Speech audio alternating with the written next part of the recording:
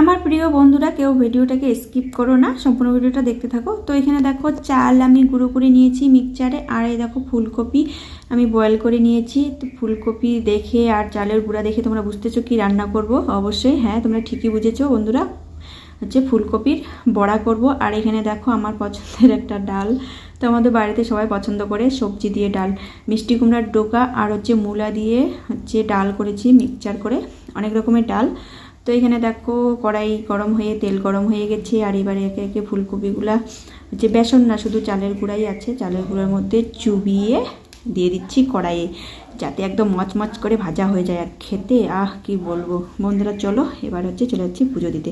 এদিকে রান্নাবাড়ি কমপ্লিট করে চলে গেলাম পুজো দিতে। দেখি আমার ধুত্র ফুল গাছে মানে আমার নাম মহাদেবের ধুত্র ফুল গাছে প্রিয় ধুত্র ফুল দুটো তুলে নিয়ে নিলাম, যেটা আমি প্রতিদিনে তুলি। তো চলো এবার পুজো দিয়ে দেবো। টাটা। তোমরা ভিডিওতে কমেন্ট